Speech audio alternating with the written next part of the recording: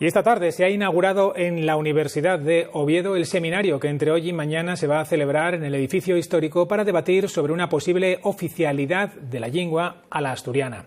El rector, Santiago García Granda, ha recordado unas palabras del exrector Leopoldo Alas sobre la falta de reconocimiento público de los escritores en asturiano de su época. Tras él ha intervenido el letrado del Tribunal Constitucional, José Manuel Pérez, quien se ha centrado en las implicaciones de la oficialidad desde el punto de vista de la Constitución. Pérez ha asegurado que el sistema jurídico español impide que se pueda obligar a los empleados públicos a conocer una determinada lengua cooficial. Puestos de trabajo, y también lo ha dicho el Tribunal Constitucional, en los que no se puede exigir como condición de acceso, cuando no es necesario para desarrollar su capacidad. La obligación es de las administraciones públicas, no es para el funcionario en concreto. La obligación es que tienen las administraciones públicas de adoptar las medidas necesarias para hacer valer un derecho que tiene cualquier ciudadano.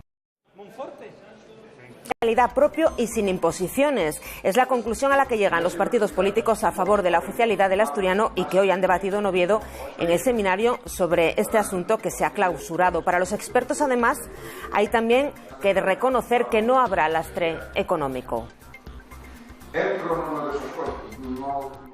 Non puede decirse de forma ninguna, bajo el punto de vista económico, que la oficialidad sea un problema para ningún caso. En 30 años de encuestas, esta es la tercera que vamos haciendo, y la mayoría de los asturianos están a favor de la oficialidad. Hoy en la clausura del seminario sobre oficialidad que se celebra en la Universidad de Oviedo, los expertos por su parte dicen que la oficialidad cuenta con el apoyo de los asturianos y que no sería un lastre económico.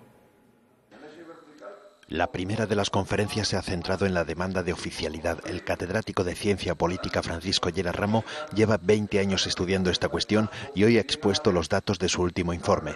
A favor está algo más de la mitad de la población, el 53%, y solo el 20% de los asturianos se opone. El apoyo a la oficialidad es además transversal a todos los partidos políticos.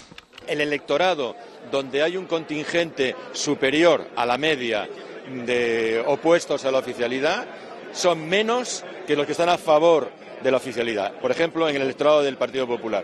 En el electorado del Partido Popular hay más a favor de la oficialidad que en contra de la oficialidad. El profesor de Economía Aplicada, José Alba, ha rechazado que otorgar el máximo reconocimiento legal al asturiano pueda ser un lastre económico, y lo ha hecho mostrando el dinamismo que en España presentan los territorios bilingües frente a la ya tradicional atonía económica asturiana. Si acaso lo que vemos es que las comunidades que están a la cola de todo en las clasificaciones que podemos hacer desde el punto de vista económico son precisamente otras. Y voy a decir Andalucía, Murcia y Asturias. Para clausurar el seminario, representantes de PSOE, Podemos, Izquierda Unida y Foro, que suman el 70% de la representación parlamentaria, han debatido sobre cómo debería ser una posible oficialidad a la asturiana. Han coincidido en que Cataluña no puede ser el único referente, que otras 5 comunidades autónomas presentan distintos regímenes de cooficialidad y que Asturias podría desplegar uno propio sin imposiciones.